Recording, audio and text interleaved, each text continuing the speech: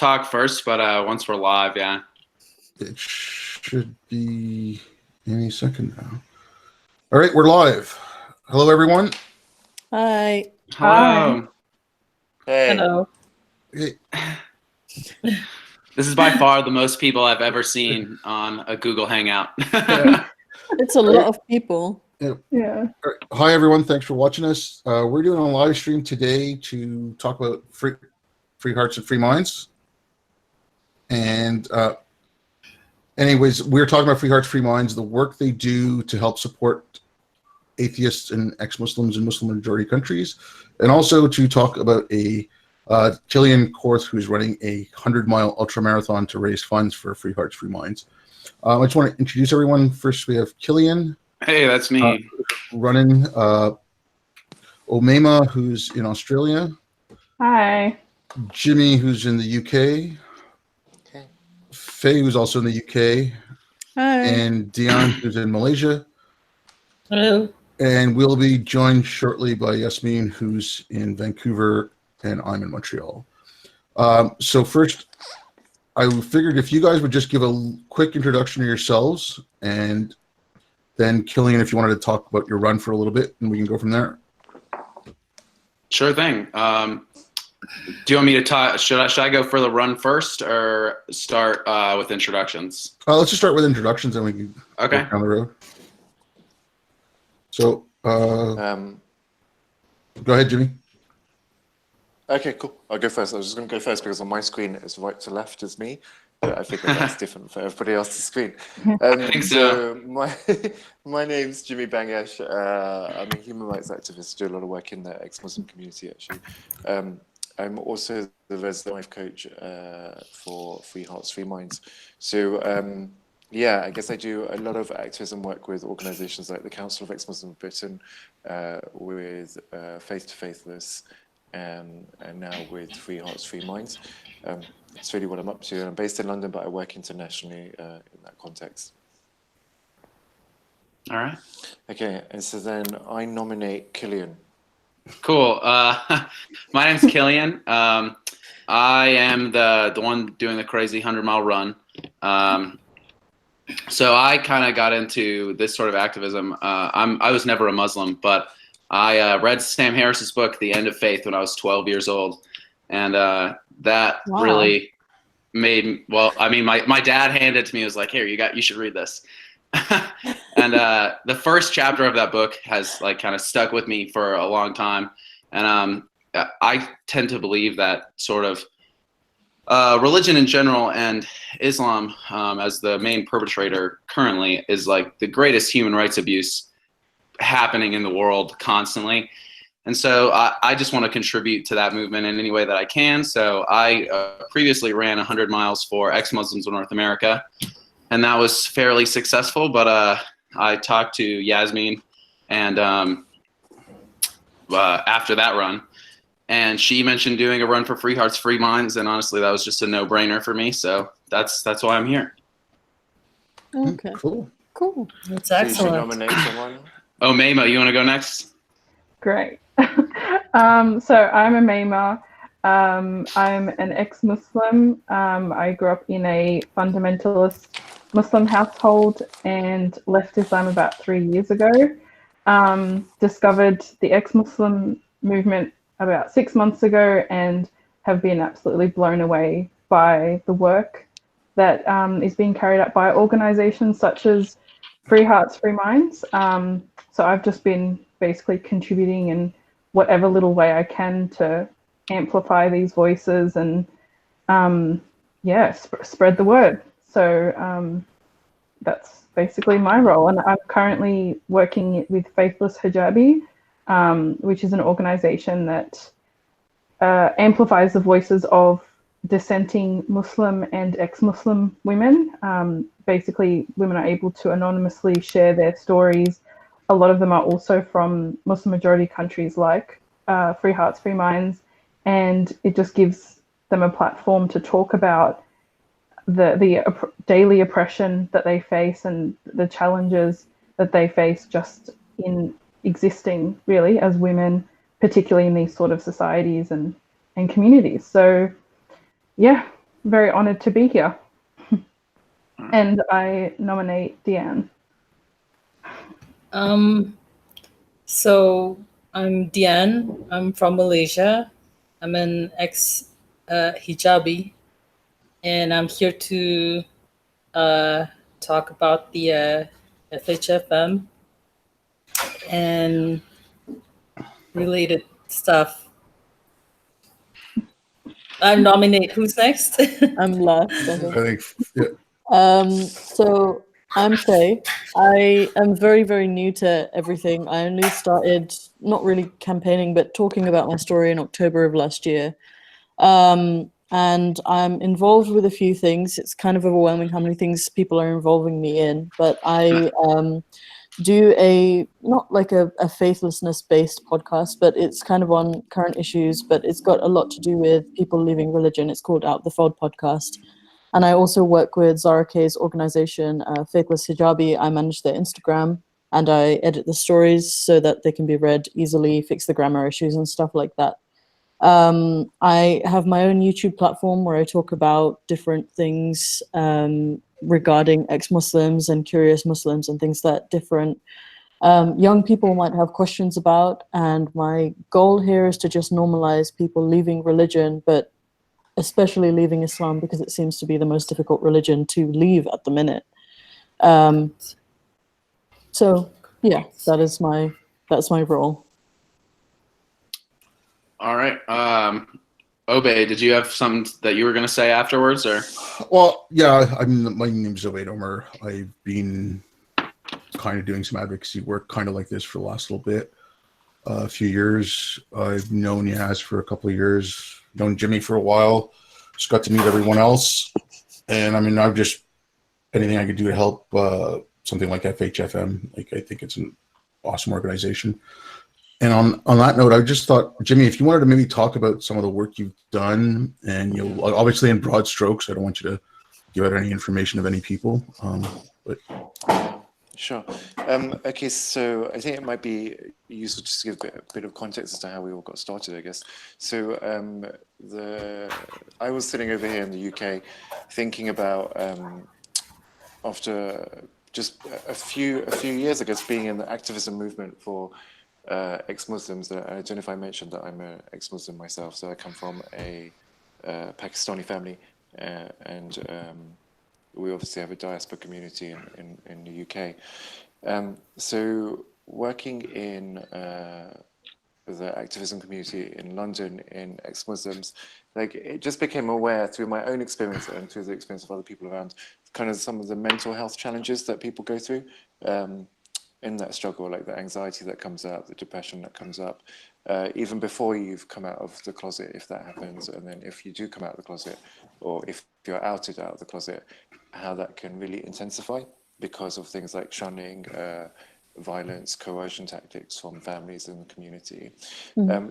So I work as a life coach, and I work with a lot of people around anxiety and depression as part of them moving their life forward and developing their wellness. And I thought I'd really like to do something around London-based, really, around the community in London, around that work. Little did I know that over in Canada, Yasmin was having a similar thought, but she was having it about Muslim people in Muslim majority countries, because she was getting contacted a lot through her social media by people who were really in dire situations. But obviously in the UK, there's a National Health Service and you can get help for mental health support over here. And if you want to talk about your apostasy in that session with a therapist or a counselor, or if you want to pay for a coach, you can do that. However, in Muslim majority countries, that's not an option, because if you try to do that, you'll just be seen as a blasphemer and a heretic. So after a conversation with Yaz, she suggested that we get together and we do this, and then but focus it only in Muslim majority countries, because that was where the most need were. And then Yaz doesn't really wait around, so she got active and started building a website and making everything happen really fast and putting me in touch with clients to start working with. And it's been absolutely phenomenal work. It's been it's been more intense than I imagined it would be, actually.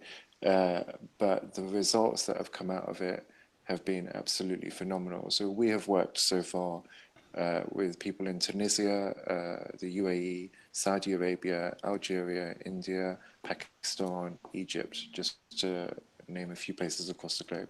Wow. We've been connecting with people. And the range of issues that people have come to us about have been really standard, typical ones. Like, actually, I'm going through this change in ideology. Like, I don't believe in Islam anymore, and what that's leading me to do is to fall out with my family or to start withdrawing from my family because everything they do is so Muslim, and I'm finding myself sitting in my room all the time and not leaving the house and not engaging with my friends anymore, not engaging with my mum and dad anymore, and I'm just living in a room in my house, and I feel really crap and rubbish about life, and I can't see any hope or future for myself. So, I mean, that's something that you would experience in the UK and in the West as well, right? But you'd probably be able to get help for it more readily. But then we go to the other extreme of things, which maybe is less common in the UK due to apostasy. So you might see situations where we've worked with individuals who have been physically assaulted because of their apostasy has come to light, and then they're afraid to leave the house because of physical violence, and they're afraid to be out in the community because of physical violence. In addition to that, because of the countries we're working in are Muslim majority countries, there's a legislation aspect to it that we don't encounter here in the West. So when we've worked with women around who are wearing the veil, for example, in Saudi Arabia, both the cultural and the legislation aspects that come into wanting to remove that veil, we don't always experience them to the same degree over here in the West. So it's been really heartening to work with people around these issues. And so there was a individual in Saudi who really didn't want to wear the niqab anymore, which is the veil for your viewers, and was just in this territory with the family members that around how to navigate that, and it wasn't particularly going well. But by the time we finished the coaching sessions, that they'd managed to get to that point where actually they could stop wearing the veil. Still had to wear hijab, still had to be closeted about being an ex-Muslim in Saudi Arabia, but had been able to navigate some territory and some space for themselves where they felt more emancipated than they had before they started with us. And then we've had other people who have been suicidal, right? Like who really thought that actually if they hadn't got in touch with us that they would have ended their own lives. And by the end of the sessions, are starting to integrate again with their family, have thought that actually looking back, there's no way they could believe that they were that suicidal from the space that they're in when they finish the sessions with us. So have made such a stark improvement. So some of this work is, is quite life-saving in its activity, because people really do get into dire straits around leaving Islam, the stigma that comes with it, and also the physical violence that comes with it as well. Yeah, well, that's a lot. I mean, I get, I can't even begin to understand that because I've never come through it. But I was hoping, Diane, maybe because you're living in Malaysia and it's a Muslim country, if you want to maybe talk, like relate what some of the things Jimmy was saying about like how, where you're living. I do understand what he's talking about. It is my lived reality. It is very much the environment of where we are here in this country. We dare not question. We dare not ask anything that piques our curiosity. We are afraid to ask any kind of question regarding. You see, I'm so hesitant to elaborate as well. Yeah, I understand. Like, don't say anything you don't want to say. Yeah, I know. That's the problem of the thing. It's it's a sword that cuts both ways. You want more visibility so that you are more acknowledged, that you're validated, that your existence is of value. At the same time, it's very scary to have more visibility and not knowing what could happen to you. It is like he's saying, anxiety and a lot of that kind of, and I feel it when he speaks about it. I know what he's talking about. I feel it just as I'm listening to what he's saying. The things that I feel on a daily basis sometimes just kind of, am I safe? Am I being Muslim passing enough? You know, at the same time trying to live my freedoms as to the extent that I believe I deserve in my life. But yeah, generally, depending on the environment you are in, private spaces, public spaces, professional spaces are all spaces that we are very mindful of how we present ourselves. It is, I suppose, we are to an extent fortunate. We have quite an ethnic mix in Malaysia. We have Chinese and Indians, so being non-Muslim is not particularly rare. It is just that being non-Muslim is okay for the non-Muslims. Being Muslim is okay for Muslims, but you're kind of caught in between. You're not born non-Muslim. You left the religion. It's like you're supposed to belong to one side, but you belong more to the other side, but you're not. The state doesn't acknowledge that you can freely belong where you feel you need to belong. So yeah. There's just one second. There's a question in the chat, Dion, for you. Or they're saying, are you, and if you're okay answering this, are you disappointed with the new government in Malaysia? I can't say I'm disappointed because I'm not particularly sure this is anything to do with the government. It is more a climate of the country that is beyond our control, I suppose. Malaysia has developed from the 80s to the 90s and to where we are now. Back in the 80s and the 90s, we did a forum recently, I think on 2 weeks ago, discussing this.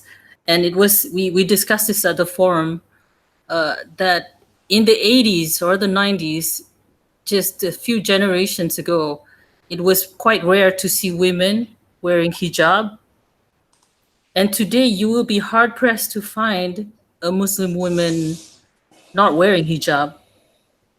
It's almost 90% women wearing hijab. And I cannot attribute this to the government. They came into power last year, and this has been building for over maybe 10 years. Is Malaysia a nominally secular country? It is supposed to be. I mean, they tout it as such. The constitution says Islam is the religion of the federation.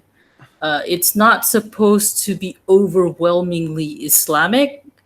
However, in practice, because we are a Muslim majority country, the majority will be louder than most others. Mm-hmm. So it has a tendency to feel that it is like an Islamic country. So I was just hoping that maybe Omema, you or Faye, you guys could talk about the issues you faced even in the West, and then like if you wore hijab before, if you took it off, anything like that. Just go a bit, and like just any kind of issues that might come up for you guys or had come up. Do you want to go first, Faye? Well, I think both I and Amima, we both came from quite conservative families. I came from a Salafi family who was previously with the Tablighi Jamaat, and Amima, you came from a Salafi family as well, right? So Yeah. we were both from families that were very, very conservative, and were also very, very restricting of women in particular. I don't know what your experience was like, but with my entire family, whether we were boys or girls, we were both very, very restricted. And I was also the oldest in my family. I was the oldest granddaughter. I was the oldest daughter in everything. So I was like the trendsetter. Anything I did, it was expected that everybody should like sort of follow my lead.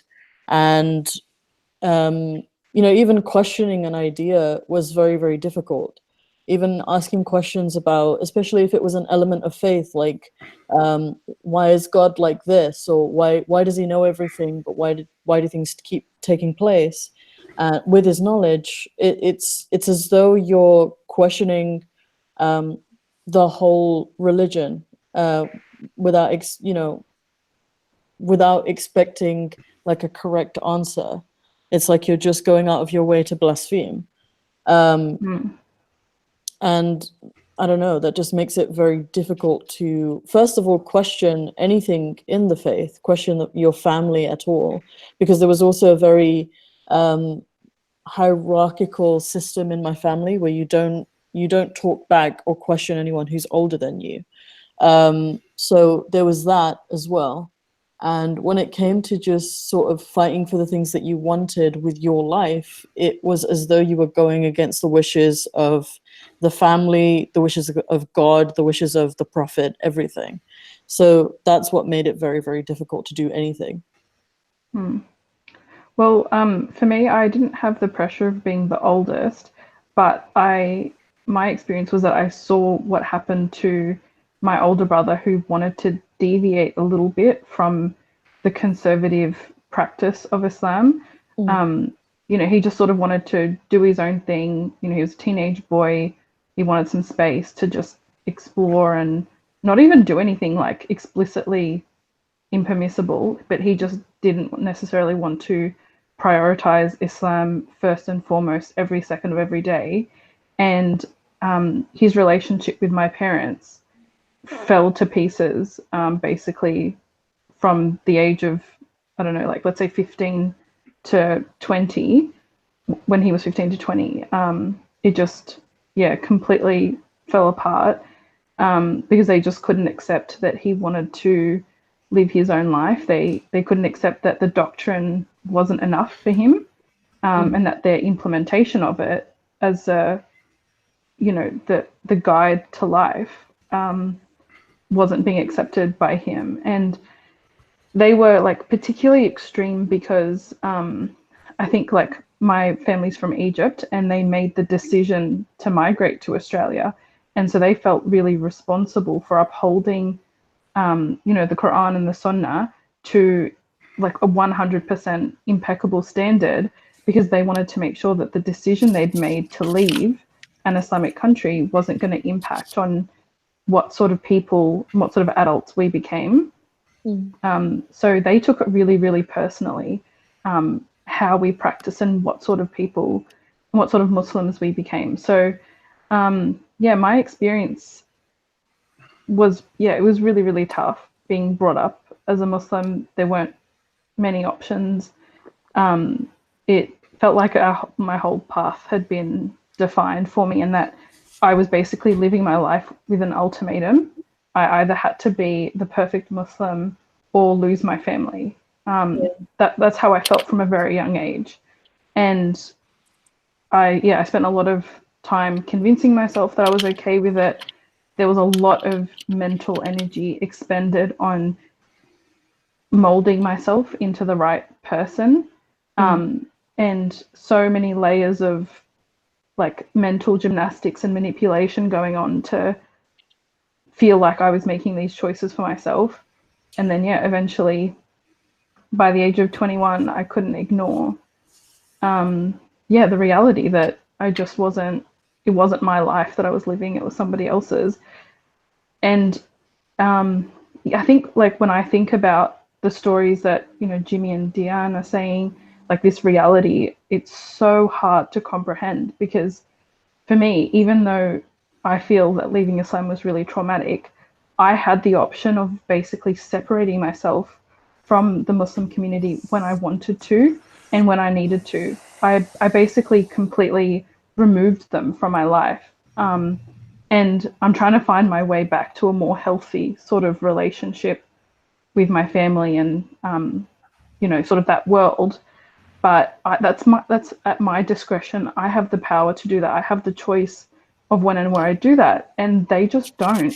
They never get to escape, you know, these ideas that, you know, are just so dehumanizing and just, yeah, like it's almost like every person around them just in practicing Islam will be betraying them, and that's just so hard to comprehend. Yeah, I basically didn't think about Islam for like 2.5 years straight.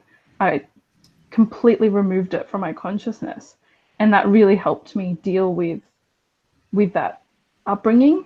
And now I've slowly re-immersed myself. But yeah, it's just such a reality that's, yeah, I can't even begin to express the courage that they, you know, exhibit, and the admiration that I have for, yeah, what they're doing.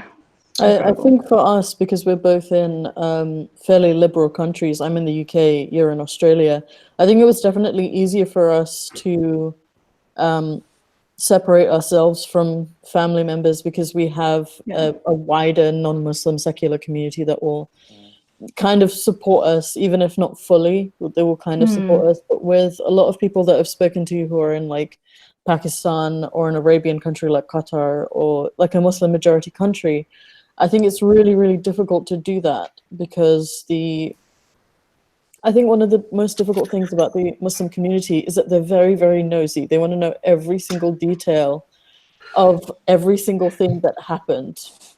And that's because of the Quran. The Quran tells them to watch what everyone's doing. It goes back to the ideology that, you know, like we are permitted to remind you, to advise you, you know. Be holier than thou. Yeah, like, and you start to you voice your doubts, and they're like, let me guide you to the right path. I'll quote a few verses. I'll quote you a few verses, and you will change your mind. You know, it's like, right. I read books to come to my conclusions, not just simply, you know, I felt like it one day. Because it's really fresh, I just wanted to add, my aunt completely cursed me out in a text message yesterday, and at the bottom she said, "There's still time, fear Allah." Like, she completely. Wow. That's crazy. This cognitive dissonance. She completely they don't understand. She literally, like, she was like, "Nobody gives a fuck about you. Shut the fuck up. You're like a complete whore. You're a disgrace to your family." There's still time. Fear Allah. Like, just, you know, incredible. I think what's so bizarre That's about crazy. that is when you know, because that's faith. That's not unique to you. I think for a lot of ex-Muslim and even Muslim people, actually, like, that's the communication we saw that you kind of get from some family members. Like, but it really does a lot to warp what your perspective of what a healthy, loving relationship in life looks like. Oh yeah, like it really does. Like, because this abuse that you get from your nearest and dearest, which is delivered in a way which is seen so endorsed by the community and seems so naturally to come to them, then kind of communicates to us as individuals, well, actually, that's not that bad, that behavior, it's not that big a deal, because everyone who tries to dissent against the community is going to receive that kind of abuse. So it's just kind of a normal standard. And then you go out into the real world and people aren't having relationships like that. Like, other people outside of our community are not relating to each other in that way, which is... So what's kind of been interesting for me, like being active in this, having never been a Muslim, is that my experience speaking out about this has in some ways like mirrored the ostracization that you can go through in that community, just because like I mean at my university, just talking about FGM, female genital mutilation, why that's wrong, I would get called a racist and a Nazi. And then like I have a podcast that gets few listens, but I've lost lots of friends just from speaking out about speaking out on my podcast, you know? Mm-hmm. So it's like a bizarre situation where even like touching the subject is almost radioactive in like liberal circles, which has been a weird experience for me. I'm not just claiming that I'm anywhere close to where the worst ex-Muslim situation can be, because that's just definitely not true. But it is something odd that has happened where even like just touching it, I'm not even famous, you know, or well known, and it's like there's like a bomb went off in my social life the minute I became public about this sort of activism, you know? Yeah. Well, that's just it, because we come from these abusive communities that either abandon us, curse us out, you know, try to guide us back, and, you know, use all these manipulation tactics. And then you go out into the world and you want to tell the story of what happened to you, and it's just completely rejected by the people who are claiming to be, you know, accepting and liberal and individualists and stuff like that. And human rights champions. Yeah. Yeah, And I don't know it's about just the rest of you ridiculous. guys. So I don't know about the rest of you guys, but I used to be really, really into the language and rhetoric of the social justice movement. So like I was so much into like social justice. I was like, oh my God, you know, this everything that they talk about patriarchy, yeah, in my community, it's true. Everything that they talk about LGBT oppression, yeah, oh my God, in my community, this is actually how those power structures work. And so then I'd go and start talking to people and say, yeah, oh my God, you know, so when we look at you know, the oppression of women in Muslim communities, it was like, what are you doing? You can't talk about that.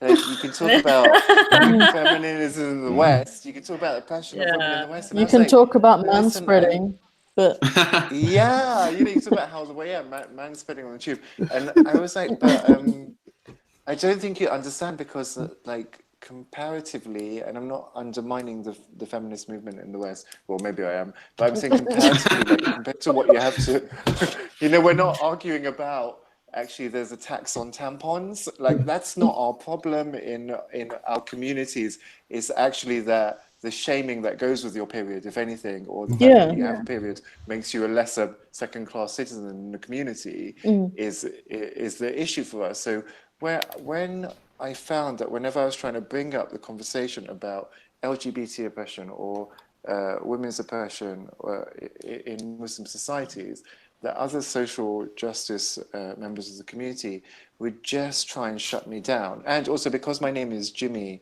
so people didn't always understand that I was Pakistani. So then I'd get accusations of being a white nationalist or a racist. I was going to ask you about that. That was the best bit, when you were getting like white people saying, "Oh, you racist," and I was like, "I'm Pakistani." I'm brown. Like, trying to talk about my own community, and you're not allowing me to use the lexicon of language that you've got to when it applies much more to the challenges that we're going through in our community than it does to the challenges that are occurring in the West, actually, around human rights. Jimmy, I just wanted to ask Jimmy a question. Like, I know because you mentioned you work with people in the UK as well.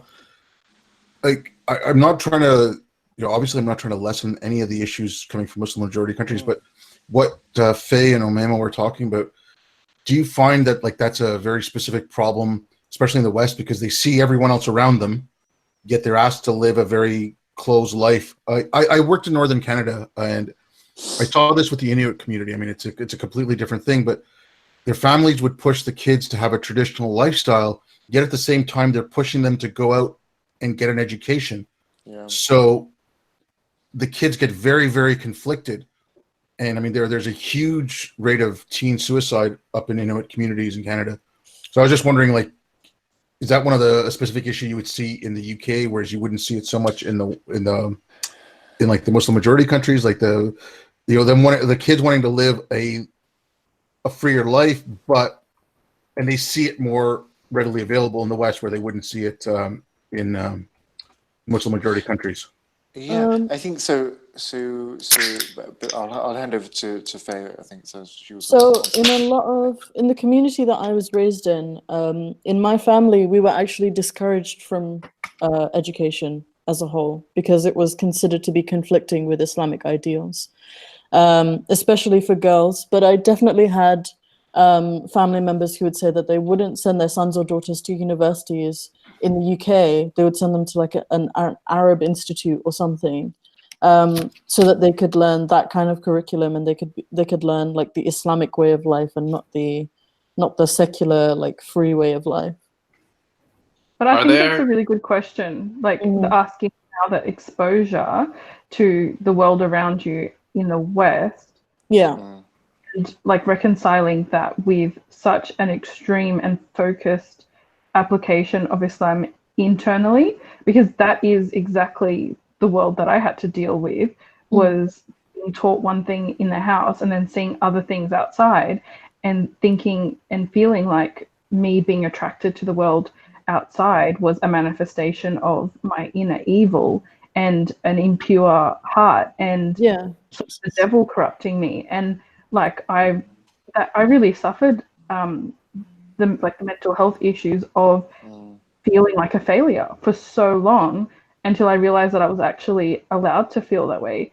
And I think the difference is that we're able to leave that. I think that's the difference between, us and Muslim majority countries, is that once we come to the conclusion that we don't want to live this way anymore, we actually have ways of physically opting out and getting protection and safety.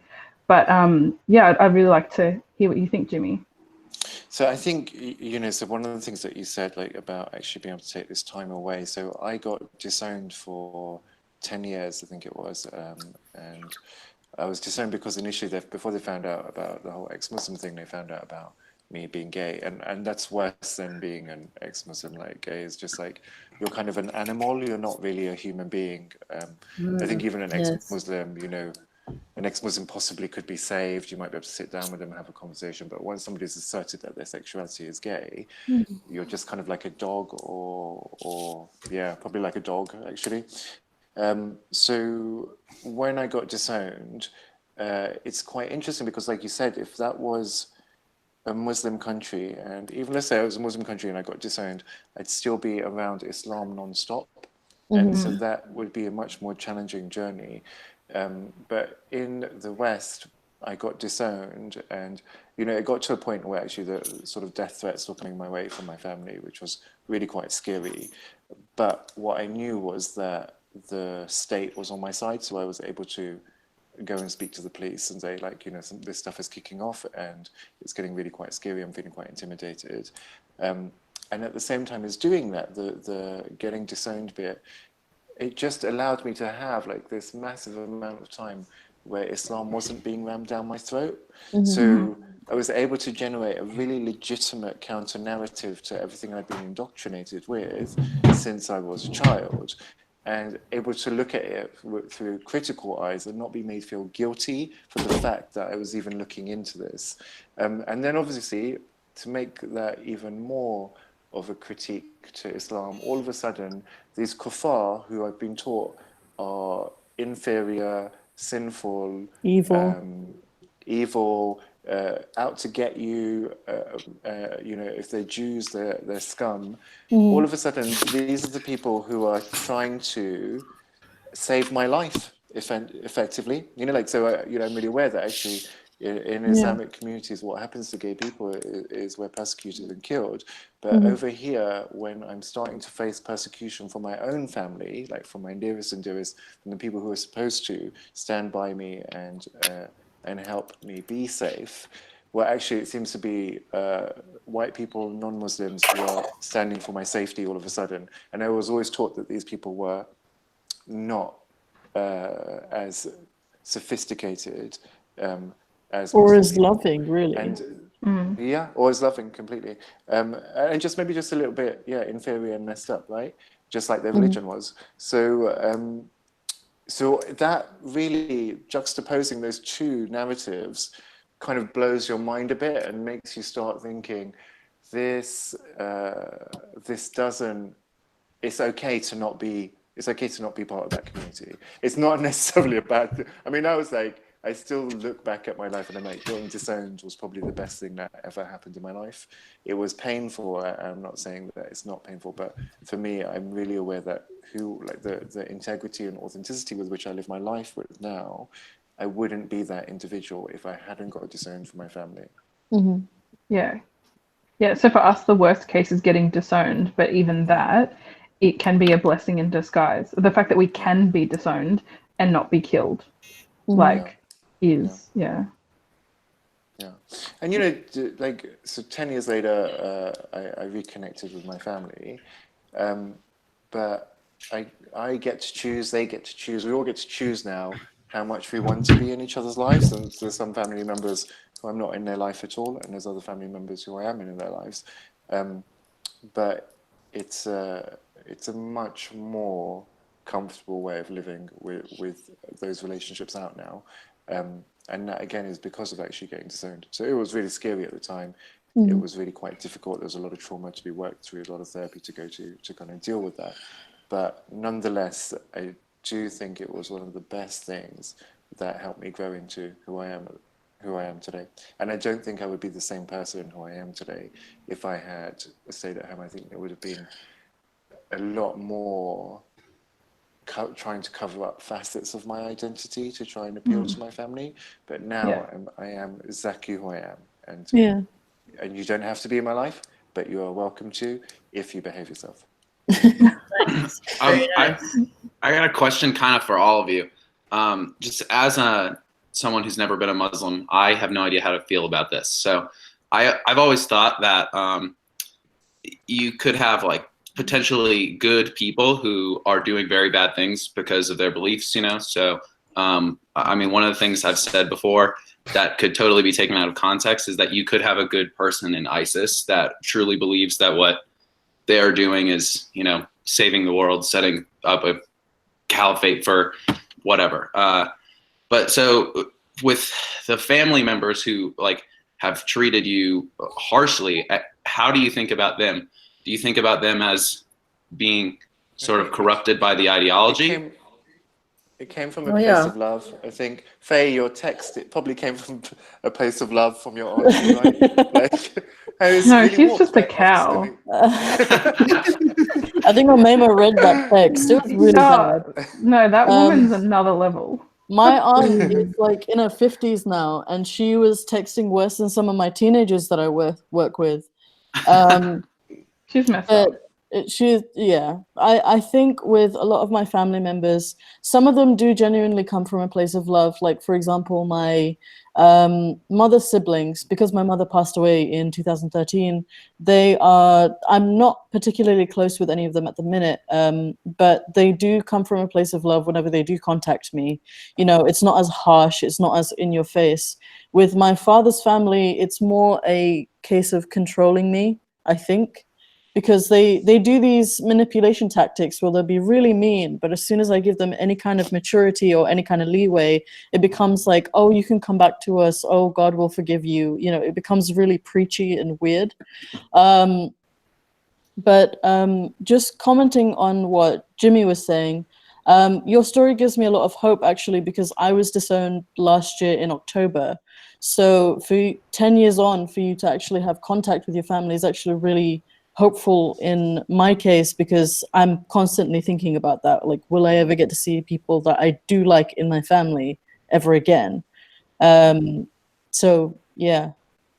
So my experience of actually many ex-Muslims is that there's some reconciliation does take place a bit further down the line. I think often what happens to people, and it's the same thing when people come out gay, even if they're not Muslim, is, to some extent, like, if you're a gay man living in a Muslim family, or if you're a gay man living in a homophobic family, that you often will give the impression that you are straight to your parents, and try and make them think that you're straight so you don't get found out. So all of a sudden, your parents are kind of painting this portrait of this child who's a heterosexual child who's going to get married to a woman, who's going to have 2 kids and a dog and a white fence. And then what you do when you come out is you grab a big pot of paint and you throw it on their picture and you say, "Ta-da! Right. This is Yes. this is who I really am." So I think it's not a particularly palatable truth, but there is some truth in that we are complicit in this lie of the narrative that our parents have built up around us, because Yeah. if we're not coming out to them, if we're not showing them that we are ex-Muslim,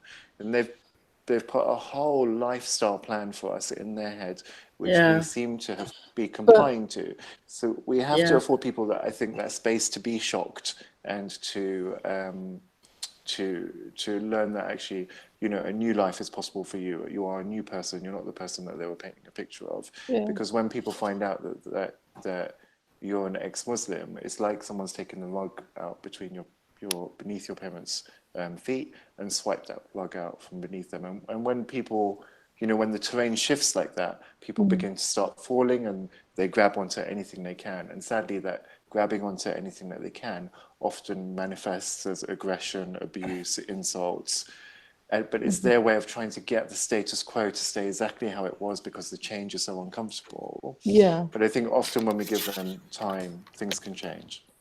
Yeah, I think that's what I said to a lot of my family members afterwards as well, that you need to give me this space, because if you come to me now and you're just trying to throw all this on me, it's not going to really work out. I'm just going to keep pushing and pushing until there's nothing really to build anything on. But I was going to say something I've forgotten, so please come back to me. It's somebody. Sure. So and I think, go for it. No, I think here in like maybe in a Muslim majority country, it's very much of playing nice, because the danger is it's real. There's an actual threat of maybe harassment or maybe persecution by authorities. But generally, if you don't keep it in the discussion, people are quite tolerant. Culturally, we are very tolerant people. It's just a matter of how you bring up the topic, and if you are not very militant about it, they really don't know what to say, to kind of be aggressive about it to you. So I've never, in fact, actually brought it up or make a statement or some sort of Yeah. thing. I guess it's not really necessary in your day-to-day life to bring up the fact that you don't believe in Islam. Yeah. Yeah. No. It's not very convenient. No. But, Well, is there anything that actually, you I have to think- hide? Sorry? Is there anything that you have to hide? Like, does it need to come up? Like, is there something that you would want to do that people would expect you not to?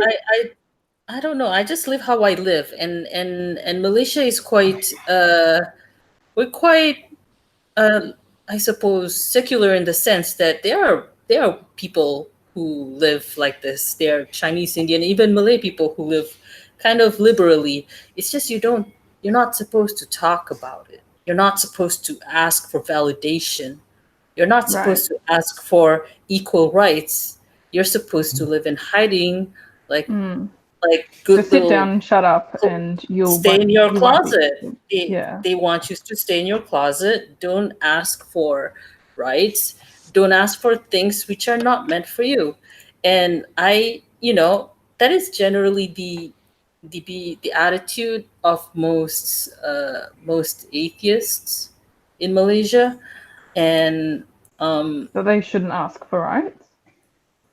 that you should keep quiet and not rock the boat, so that you can keep all your social status, your social security, where you are in life. You don't want to threaten. I know somebody who has lost his wife, lost his job, because he was saying that I don't believe in this religion anymore. It's shocking to the people who share their lives with you.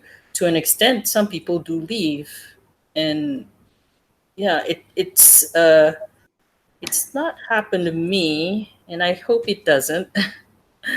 The job wise thing, but the personal life, yes, I think having a spouse who doesn't believe anymore in the religion shakes the Muslim spouse to the core. I Yeah. think you would agree very much. They cannot. I mean, I reconciled with the fact. I was like, all right, I don't believe in this religion anymore. Somehow I liberated my mind from these shackles, and like lifted the hijab off myself. I did it finally after like 1 or 2 years journey or whatever it was, and I thought, all right, maybe I can live with a spouse who believes in fiction and wants to regulate his life with fiction. I can do that, but he couldn't. Yeah, I mean, So sorry, it's something I've always said. It's you pay a heavy price to live your life according to your conscience. Mhm. Yeah. I think, can I just Yeah. touch on a couple of things? So I think it's really interesting what you said about finding a spouse, because, Diane, when I work with people in Muslim majority countries, some of them have been like, when we started working, have thought they're going to be single for the rest of their life. Like that they're never going to be able to find a husband, because they feel like they're the only person who's an ex-Muslim in their location or in their area, and they're too scared to come out because of the violence that might be targeted against them. And I know that we said that you can actually go around your life like without having to challenge Islam, but I think we also have to remember that actually, when it's something like Ramadan, and you want to eat something because you don't believe in this religion, like in the West, we can just go and get a sandwich, right, and hide around the corner from your house in the alleyway somewhere and eat it. But in Muslim majority countries where that option, nobody's selling food, right? And if you're caught buying food, why are you buying Yeah. food? What's that all about? Like there are ways where the challenges are kind of built into the system, actually, that if you want to do something that's just an expression of your free will, it thereby becomes a challenge. And we've seen what happens in Muslim countries when people have tried to buy food during Ramadan or tried to eat, and they've not even been Muslim, actually. Sometimes they've been Christian and they just got beaten up by a mob because they decided to eat some food during Ramadan, but Muslims could see it, and so therefore they wanted to target them. Yeah, it's ridiculous.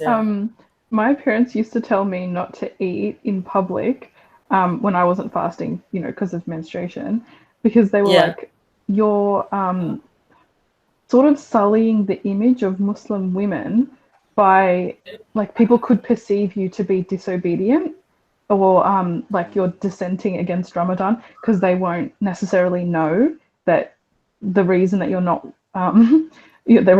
fasting. So they were like, look, don't confuse people, that we want them to all think that Muslim women behave this certain way. So just don't show, even non-Muslims, don't show anyone that you're eating, because that will tarnish I was that told the image. opposite. Isn't that ludicrous? I was Really? I was told the opposite. I was told to eat in public because people would ask you, why are you eating in Ramadan? And I would have to explain. I would have to explain that it would start a Muslims believe. conversation. Yeah. I feel like for girls during Ramadan, like, I mean, I'm not saying I'm jealous, but like you could always just pretend you're on your period. Like you could just be like on your period, and we do have to make it up. I know We have to fast couldn't outside of pretend Ramadan. couldn't pretend to be. Oh yeah, you did, didn't you? But who's tracking Yeah, it's that not anyway? a free ride. It's not a. What? Nobody's tracking that. There's not a calendar. Nobody's tracking on the wall. Like, If you there's not a believe in calendar. God, He's tracking you. My mom Remember would the track reason that mine. you're doing all. No, but I mean, like, if you wanted to fake it, like, you could fake it easier. Of course. If you were a girl. Yeah. Because you could, like, be like, I'm on my period for 2 weeks. Or you could be on your period in week 1, one's on week 4, or week 1 and week 3. No one's going to remember. For guys, we didn't have that option. Also, just whilst we're on the bridge of Ramadan, like, we had to go and do that bloody Tarawih prayer. You know that prayer where you stand up for, like, 3 flipping hours, like, in the mosque. You come out of the mosque and you're like, is it still Friday? Like, it feels like I've been in there for like 6 days. Like, you just stand for ages. I used to be so envious of my sisters because they didn't have to come and do this prayer with us. Oh, we used to do it. We used to go to the mosque to do it. We wanted those extra rewards for going to the mosque. Oh, you used to go to the mosque in the UK? Yeah. Oh, wow. Phenomenal. Yeah, no, my brothers had to go. For me, it was optional. So I agree with you. Like that obligation for my brothers, definitely didn't envy them that. That sucks. Okay, when I worked in Afghanistan, and the first year I was there during Ramadan, and so all those prayers were going on, and they got the loudspeakers coming from the mosques, and some of the guys on base were freaking out because they sounded really, really angry, and they're like, "Okay, it's Ramadan, it's summer, things are like attacks are heightening up. What is this guy saying?" I'm like, "I don't speak Arabic," but I said, "Don't worry about it. It's just a prayer because it's Ramadan." He's like, "But he sounds really angry." What would be the most annoying about the Tarawih prayer is that after the prayer, the Imam would just like do a dua for like 30 minutes. Oh, that's what I was going to say. Sometimes that shit is scary, what they say in that dua. A few that I went to, they were cursing the West out. Like, we had really? an Imam, every time that he was there, he would curse the Jews every single prayer. It's actually not just a prayer. Yeah, it's bad stuff. Yeah. Some of it. Yeah, I didn't really understand anything that happened in mosque because it wasn't done in the language that I speak. So I speak Pashto, and every time I go to the mosque, it was always in like Punjabi or Urdu, which my dad would speak. Yeah, but none of us, like none of me and my brothers would speak that language because we don't speak Pashto. So I didn't know what the prayer was because it was in Arabic. So I didn't know what they were saying then. I didn't know what I was saying during the prayer because it's in Arabic. I just knew the words. And then at the end of the prayer, the man would stand up, the mullah would stand up and then talk for about 30 minutes in Urdu or Punjabi. And I was just like, that's a long time to not understand what's going on in your life. It's an extended duration of what's everyone talking about. It's the equivalent of dancing and listening to like a K-pop song, just way, way less like fun. Yeah. I honestly, I was just like, where are the subtitles? Like, how do I turn them on? It's just crazy. That is so true. It's supposed to be like, you're doing this to protect your immortal soul, but you don't know what the hell is going on. Oh. Well, that's a great summary of Islam overall. You're doing this to protect your immortal soul, but you have no idea what's going on. Right. Yeah, that is very true. I mean, that's like what's most amazing about all believing in religion to me for a lot of people is that so many people seem to just ignore massive parts of what they believe, and it's like if I really believe this, I'd like be a fundamentalist, Yes, and it's crazy to me how like the cognitive dissonance there's like a specific religious cognitive dissonance that people have to just go about their lives in a world where they nominally believe that Muhammad flew to the sun on a donkey. Like how do those things work together? Can I just say something else on this? Because that is such a brilliant summary. I'm just doing it in the chat, so don't lose it. So it's true, because you're doing it to save your immortal soul, but you have no idea what's going on. And the way that's compounded is like, if this test of this life was actually fair in any way, like you'd have like, like if you're playing a computer game and you know what the score is, like at least you would know, like, am I in the heaven group yet? Or am I at number 4? Am I at hell? Such a good point. Know how much effort you need to put in to kind of but all Muslims, at any moment you could die. Yeah, but all Muslims presume themselves, with the golden ticket.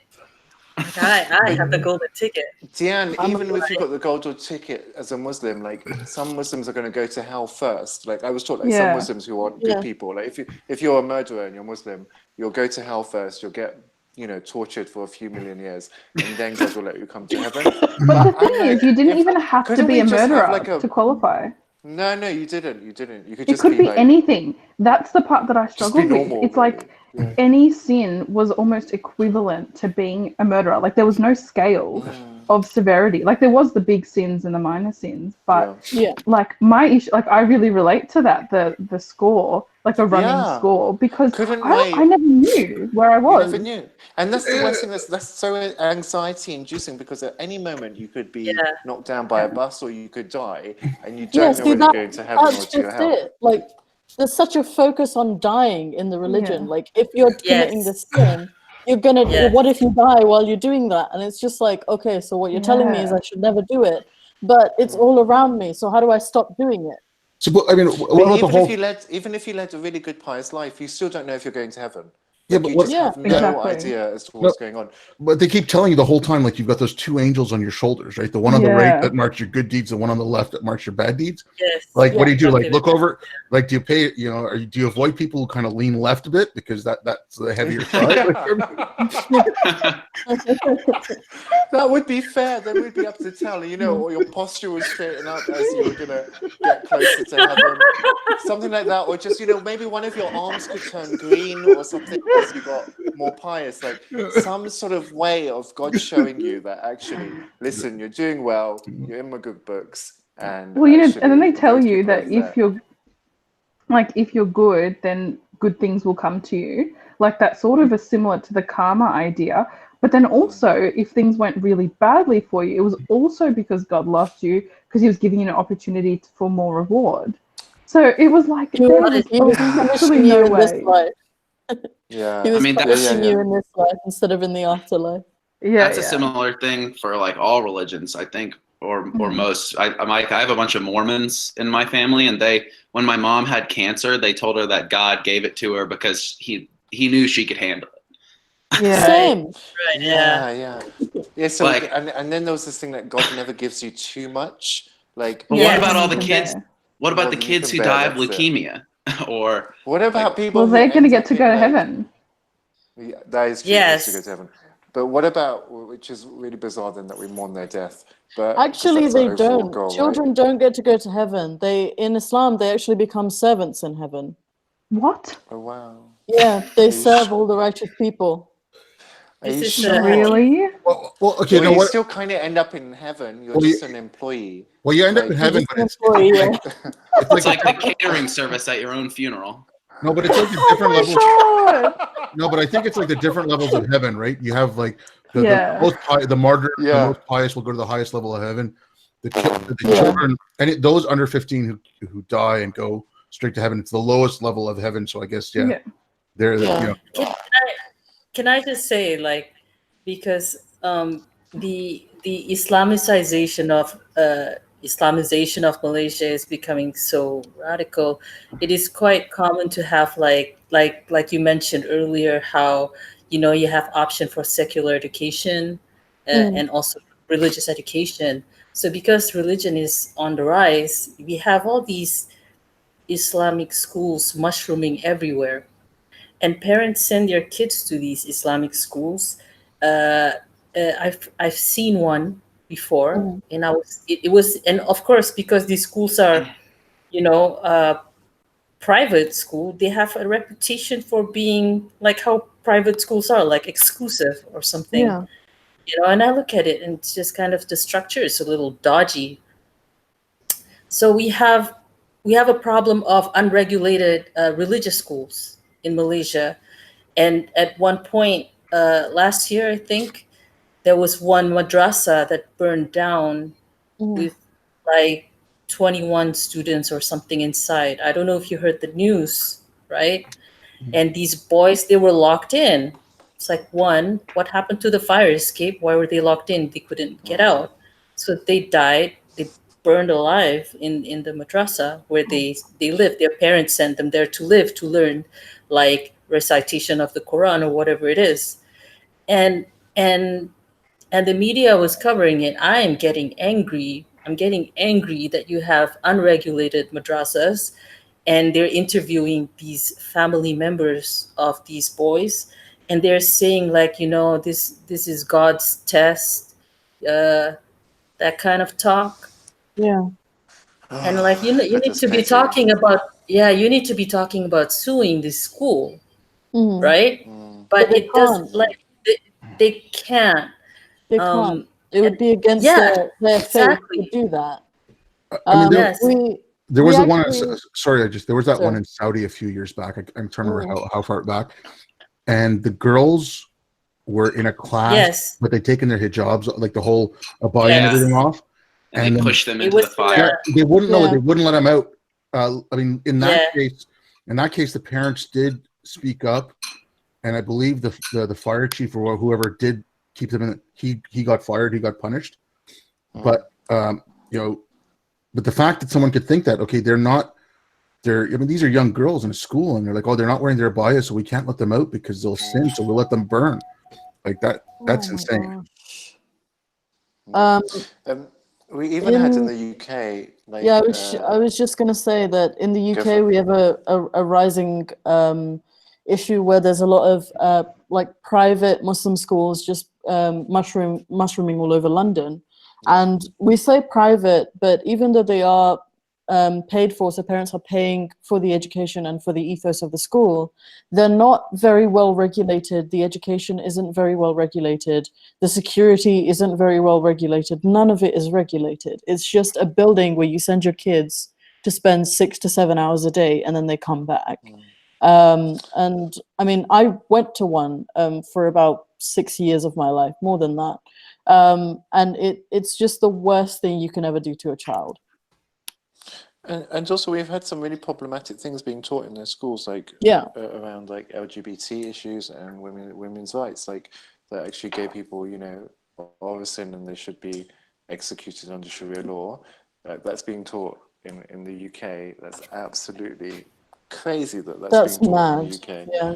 And you know, and that's come to light. And then I remember there was a Muslim school where the pupil had become so indoctrinated by religion that when the teacher was telling him off, he said to her, "You're a woman, you should be at home." To the teacher, Wow. He said that to the teacher, and it was an Islamic school, and the Islamic teacher, who was an Islamic woman, had to go and say to, you know, like the other teachers in the school, "What are we teaching our kids? That they're now challenging us as female teachers that we shouldn't be out in the school teaching because we're women." And it's quite scary what's being taught in these schools. And then, you know, like the question is how much transparency is there around what's being taught in these schools? Because I think actually, Faye, I don't know if you agree, I think that the Muslim communities understands that actually that some things are not okay to be transparent about. You can't be transparent about your homophobia. There was a lot of issues in my school surrounding like people talking about Jews really, really badly, because we had a lot of I went to a school in Hendon, which is a large Jewish community there in Golders Green. So there was a lot of problems. There's a lot of problems with like inclusion and diversity. It was also an all-girls school, so we would be like kept away from the boys. They'd avoid letting us go out to get food and stuff because they didn't know where we were going. They talked really poorly of homosexuals and gay people. They didn't even know what they were talking about. Like even when we were studying sex education, it became like a moment to preach about the evils of like having sex outside marriage or being gay and stuff like that. So it's not a very inclusive kind of education to have, and it's just not moderated. We had so many teachers who weren't qualified to teach. They were just adults who were family friends of the owners. So yeah, it's so. I grew up in England actually, and I was like, I just don't. Maybe I wasn't aware, but I don't remember seeing any of these schools. I mean, I like Birmingham. I don't know. I've traveled there a lot, and that's like a really dense Muslim population. So has it gotten? They're tiny little schools. Like my school was literally just a house. Yeah. Okay. There were 12 students in each year. Wow. So there were tiny little schools that would slowly grow because they'd be funded by mosques.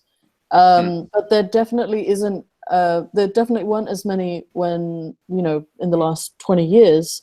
They started popping up quite recently.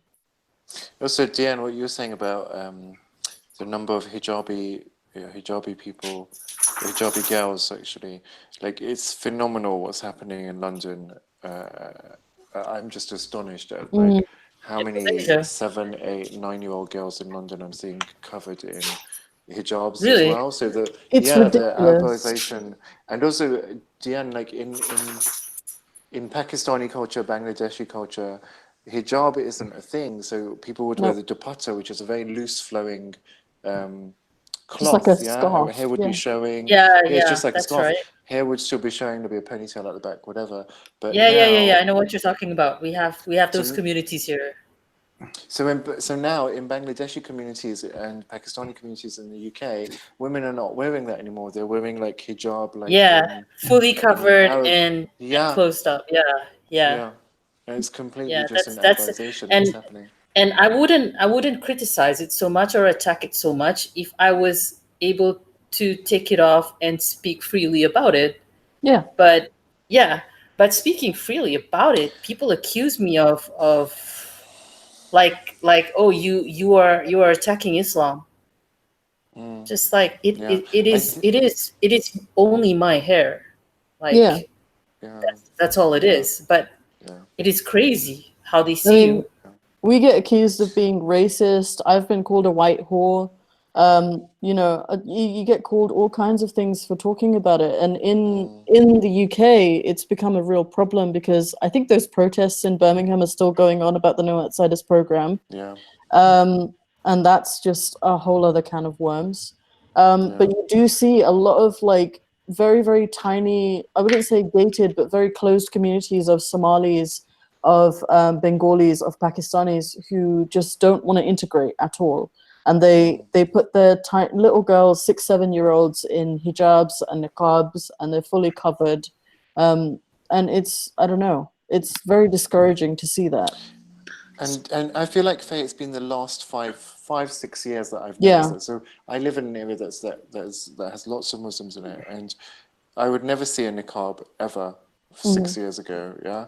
And now I don't ever not see a niqab. There's so many niqabi women around me that there's no way I won't see it. But I think the other thing about challenging hijab is one of the reasons I think it's important to challenge is just to point out the inconsistency. So often what people will say is actually, oh, you're just taking basically you've been indoctrinated with a colonialist mindset. So this is why you think hijab is wrong. You just think you're That's an a white Ali person. Dawah line right there. Yeah, but then I'm like, well, actually, in Bangladeshi and Pakistani communities and in Malay communities, this isn't how we wore head coverings anyway. Yeah. So if you want to complain about colonialism, why are you not complaining about Arab colonialism, which is what? I mean, Yes, Muslims are the ones, you know, Muslims are the ones that are dressing like Arabs, talking in Arabic, using Arabic terms. I mean, oh my you God, can the amount of South Asian boys using Arabic language now is like.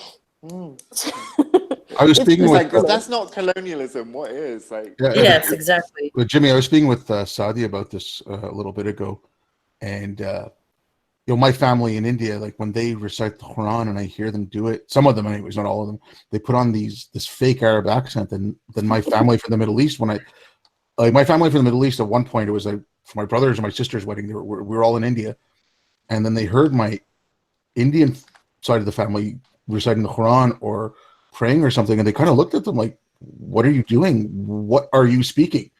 Like it was like even the Arabs, and then I mean it's little things too. Like I remember growing up, and even until about the late '80s, when we said goodbye, we would say Khuda Hafiz, and that's the Urdu term for goodbye. It's also the Persian term. Yeah. But then around the late '80s, people were saying, no, you have to say Allah Hafiz because Khuda is not the Arabic word for God. It's the Urdu word for God. Yeah, it's also the part. And so, but it was just, I mean, like stupid little things like that, which just we eat it up. Like, we eat it up in this way. We're so eager. We're like, oh yeah. Okay, let's ditch that because that's the Urdu word. We have to use the Arab word. You have to replace it with the Arabic word because Exactly. Arabic is like the religious language. It's literally Arab supremacy. You know, like when people are talking about white supremacy, I'm like, guys, can we spend some time talking about Arab supremacy and how you're really drinking the Arab supremacy Kool-Aid? Like, you actually want to try and be as Arab as possible. Like, and you don't live in an Arab country. As a Salafi, like we had to do, we thought we were following the Sunnah, but we would like sit on the floor and we would eat and share like a tray of food. And I had 6 siblings, so it wasn't easy. There was a mess at the end of it. And, you know, we'd pray together. My dad would sell Arabic books. He would talk to Arabs in an Arab fashion. You know, we'd all wear the, I can't remember what it's called, but like the the thing that men What? wear, long dress, the thawab, yeah. We would wear that. They would put on the little hats, like it, and the scarf thing as well that men wear, the one that's patterned, and everyone was wearing for a minute in like the 2000s. Like they would all wear that. And it's just so plain. Like whenever they say colonialism, yeah, they view British colonialism as a bad thing. But what you have to understand is that the British were actually in like Bangladesh, India, Pakistan in the last 70 years. So it makes sense for that to, you know, transfer. With the Arabs, like it's a takeover. Like at least if we're following like a British culture, we're in the UK. It makes sense for us. Yeah. What excuse do Muslims have for them to be like super ultra Arab in the UK? It doesn't make any sense. Yeah. I was in. Or Sorry, Jimmy, what you said about the colonial mindset, like that just makes me laugh because I heard that all the time. Like I was talking to someone about the hijab at my university, and I was just saying that it makes me uncomfortable to see kids in hijabs, and it's clearly a symbol of oppression around in a lot of places, even if it's not necessarily here in the U.S. And I'm getting called a racist, blah blah blah. So then I just asked this person, I said, like, would you send your daughter to live in Afghanistan? And they were like, oh, well, that's just an unfair question. That's like, you can't talk about that. That's they wouldn't have grown up in that lifestyle, blah, blah, blah. And I was like, that is not an answer. Like, you know, just as well as I do that you would not send your daughter to live in Afghanistan. Like, that's an easy yes or no question that if you don't answer correctly, you're like insane. Yeah. And but that's the colonial mindset. You know, it's like their moral relativism like takes over because you can't criticize anything outside your realm. What's so frustrating about it is people who can't support the ex-Muslim cause are all afraid to be labeled Islamophobic. So they bend over backwards trying to, they're Muslim apologists. And like you're asking a very, very simple objective question, and they really can't commit to a simple objective answer. They're like, no, but sensitivities, it's not this, not just I think, Killian, what you should do is like take a quick screenshot now and print a card of it, because it's like you with all of your brown friends. I know.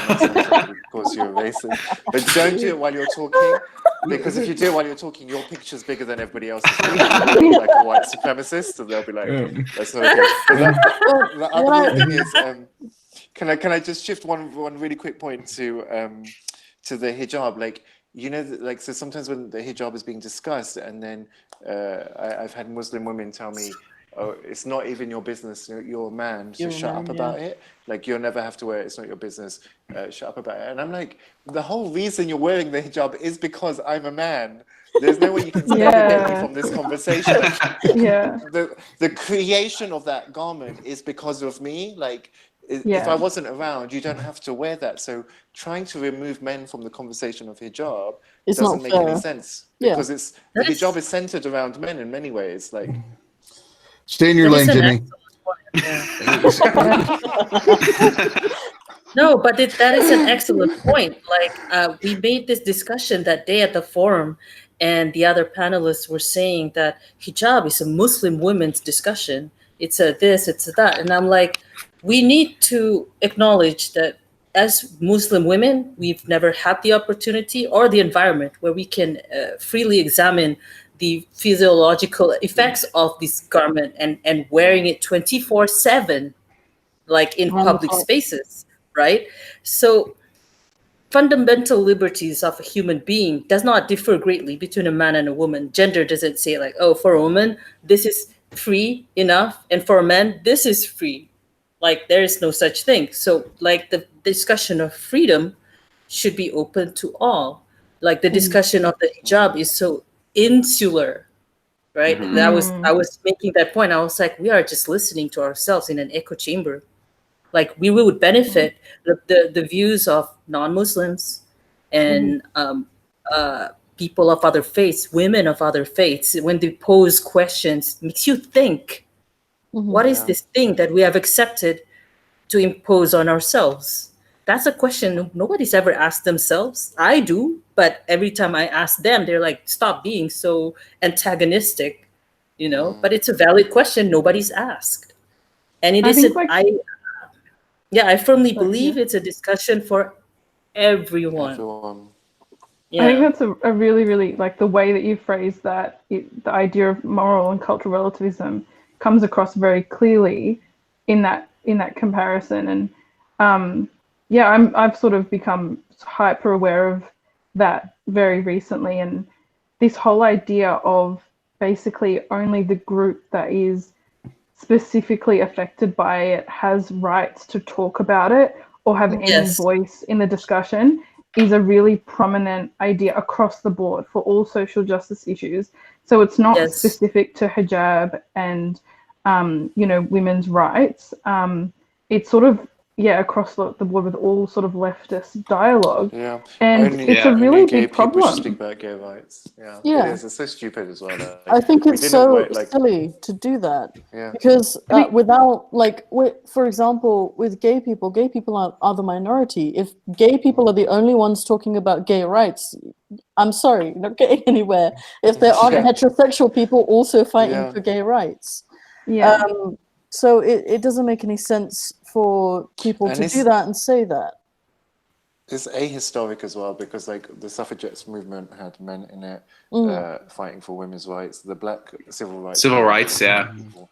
Yeah. But what they're Well, saying is apartheid in South Africa had white people supporting it See, in an it's- international context as well. So it's just dumb. Like, human rights should be universal. Everyone stand up for human rights, not only the human rights that benefit you. That's ridiculous. Yeah. See, it's become really convoluted because what they're saying is, and like, because I've become really invested in feminism, so I've really been involved in a lot of these discussions with, like, sort of radical feminists, and what they want is for men to join the movement. They 100% put that responsibility on men to speak up, but they don't want them to have any critical dialogue. So it's only basically they're only there to repeat what has been sort of the allowed content that's come out of the discussion. So they're allowed to parrot what's already been decided to be the right thing, but they're not allowed to engage in a conversation with another woman about feminism. No. So it's a really weird thing. They're allowed to be a microphone or a megaphone, but they're not allowed to actually be part of that movement in any sort of constructive or, like, engaging way. And that's a really dangerous balance that's currently. Yeah, I like kind of just echoing that. It was like a struggle for me in college to be a feminist because, I mean, if I'm totally a feminist, if a feminist is just someone who believes that men and women should have equal rights, but under what I was being taught is feminism, religion is a protected identity class. So you can't, you specifically cannot criticize religion. And I mean, I have believed that that's bullshit since I was, 12 years old. So that was like, it was hard for me to, like, not almost be excommunicated from feminism, like, just like Jimmy, I was totally into social justice at one point too. And I would use that language until I realized that I kind of, I hated myself, sort of. It was like I was like burdening myself with white guilt, and it's all this like bullshit self-flagellation about how it's just another religion. Nothing. It is. It really is. Like, and even when you speak to those people, like, I one time tried to have this discussion with a friend of mine, an ex-friend, but he essentially was just arguing that I was racist for sort of the ex-Muslim stuff and among some other things.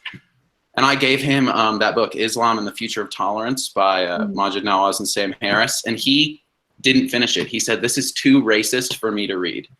And that, like, that's as religious as you can get almost, like, it's like too heretical. But you can't even read it. It's that racist. Yeah. I mean, I did used to be like, you can't talk about this if you're not a woman. You can't talk about this if you're white. I was that. I was that, but then I quickly realized this doesn't actually make any sense. So I couldn't let that one go. I did stick to other social justice themes for a long time. I think righteousness, like, the lived experience makes sense. Like, the fact that someone who has experienced that oppression is more, in some ways qualified to talk about it. Like, that's what made sense to me at first. but it sort of morphed into a way to shut down conversations before they've even started. If anyone challenges you in a way that you can't dispute it. So again, like, this is the most painful part of all of this, is you can understand why it was a good idea to start off with, but in practice, it's spun wildly out of control and is actually doing more harm. I think the challenge also is when lived experience tries to overrule data. Yeah. We really get into trouble, isn't it? That's huge. That's just huge. had a bad experience. Like, this was your lived experience, it was bad. Or it's just maybe some of that experience was quite subjective as well and isn't objective. And you're like, here's some objective data over here that's contrary to what you're saying. Yeah, but data isn't experience. Data is just data. It's just numbers. And numbers can be interpreted in many different ways. Okay, guys, I don't want to interrupt this conversation because it's going really well, but I know for a couple of you guys it's a little late. For Killian, it's a little early. I'm happy to go on as long as you want, but I was thinking, we've already done close to 9 minutes. If you guys want to maybe take a few minutes each and wrap up, or if you guys want to continue, I'm happy to sit here and let you guys continue. I mean, so I need to wrap up soonish. But I could give it another 15 minutes. So why don't we do that? Why don't you guys all take a few minutes and just give some closing remarks? I think 15 minutes, another 15 minutes is all right. Yeah. You know what I'm just saying? So doing that, just start wrapping up. Like, just give your last statements. And Killian, I think I'll leave you for last, and you can talk about the run again. Okay. So Deanna, if you want to start. Maybe somebody else start. I don't know what to say. Okay. Sure. So I think I can start if you want, and then I'll nominate someone in my go for it. All right, go for it. So just so you're warned, Deanna, I'm going to nominate you. So I think so one of the reasons we got here today was kind of talk about free hearts, free minds, right? And I think it's really interesting that when we talked about things like hijab, and we talked about the accusations of being a sellout to your community, of being subscribing to white colonialism. This is a lot of the stuff that the people we work with are actually undergoing, or if they're not undergoing it, they're actually really afraid that they will be subjected to it. So that's why the scheme is really important. So if anybody is watching this or watches it at a later date and you want to find out what we're about, just take a look at our website, which is freeheartsfreeminds.com.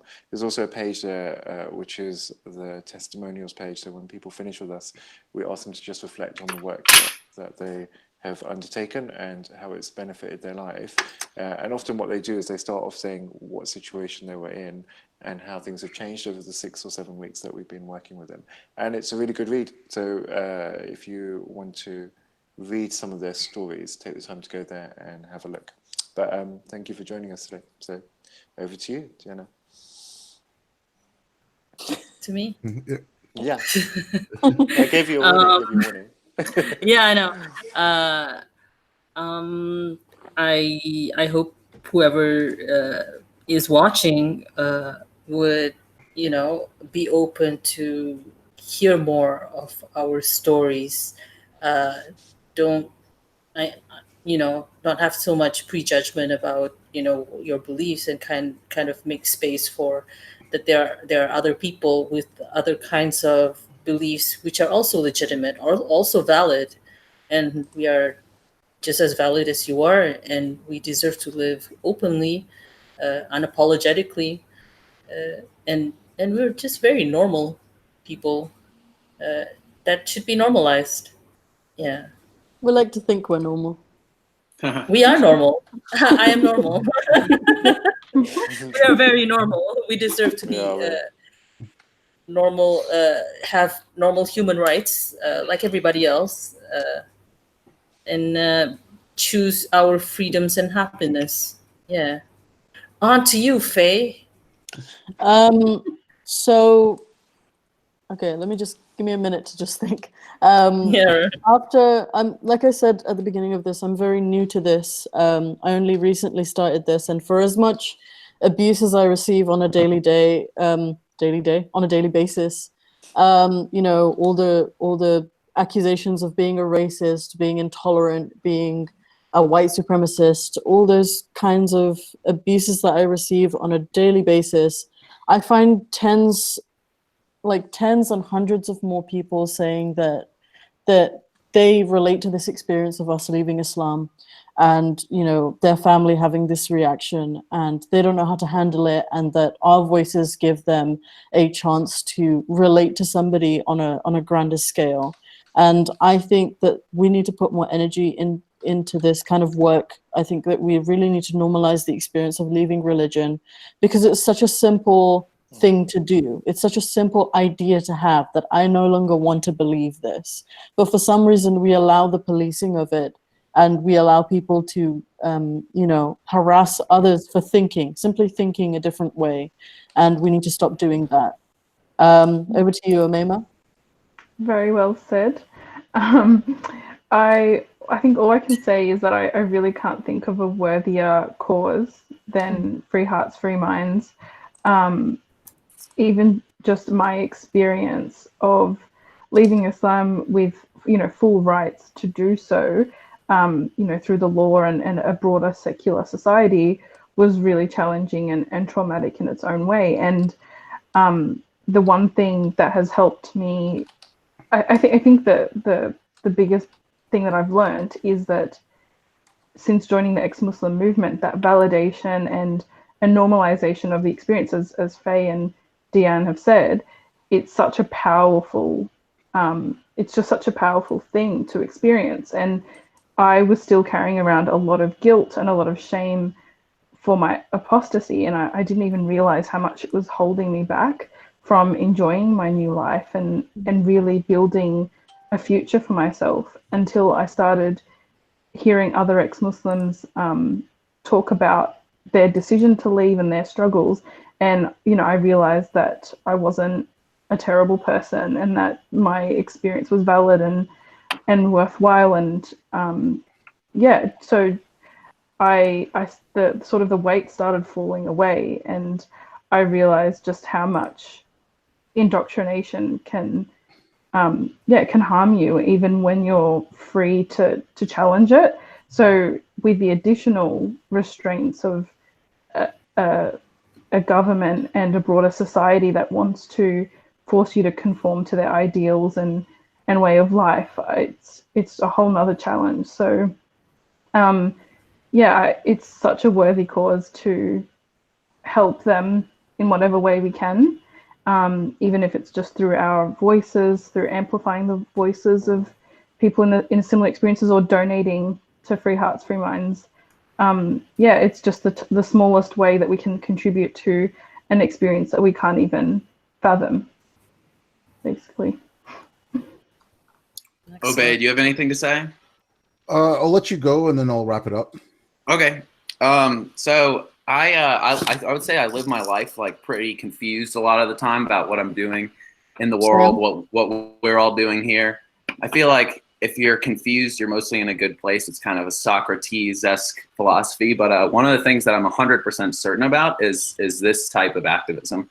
I mean, sitting here talking to all of you, being inspired and moved by your stories and trying to help in any way that I can is one of the few times in my life that I feel like I'm absolutely doing something good and something worthwhile. And so, like, it's not an exaggeration to say that, I mean, like, when I'm struggling with a run or something, that I think about people like you who have had to face like real challenges, not just challenges put there by choice by themselves. And so, I mean, I think it's just massively inspiring to me to just be able to have this opportunity to engage in dialogue and to be able to stand up for a community that definitely needs it. And like we were saying, ex-Muslims can't do this themselves. And there needs to be more people, hopefully like me, that can realize that this is a problem that's worth addressing. And I guess I see that changing in little bit by little bit, and it's an honor for me to be a part of that. And it's an honor for me to do things like this, to try to raise money for organizations like Free Hearts, Free Minds. I mean, it's a sense of fulfillment, but also just, like I said, one of the few things I'm certain about is a moral good. And I mean, there's no other organization that I could think of that's doing quite what Free Hearts, Free Minds is with Jimmy and Yaz. And it's amazing for me to be able to do this. I hope anyone listening will at least check out their website, check out the fundraising page.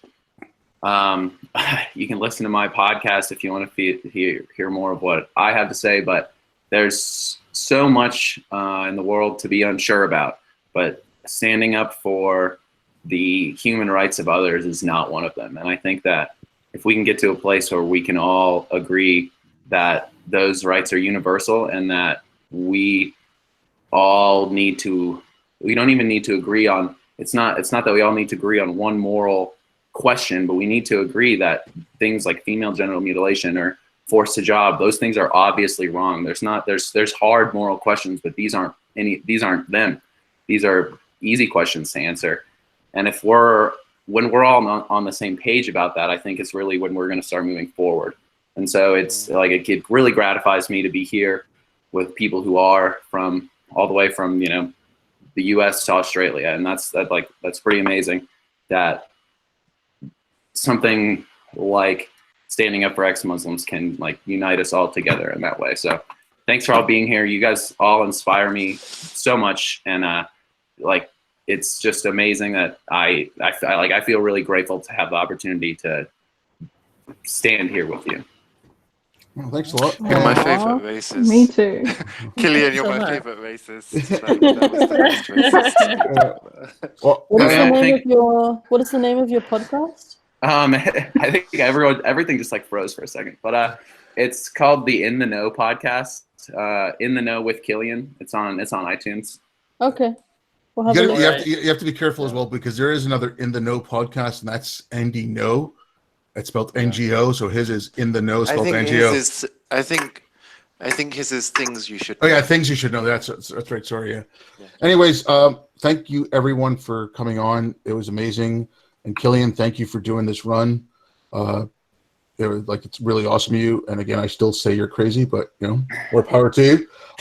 There is in the description links to Killian's fundraiser, and as well as links to the Free Hearts, Free Minds Patreon and their GoFundMe if you don't have Facebook to support Killian. Thank you everyone for watching. Thanks all you guys for joining. Hopefully we can do something like this again soon. Yeah, it was amazing to meet all of you. It was amazing to meet all of you. It was Pleasure awesome. to meet you guys. Yeah. Bye.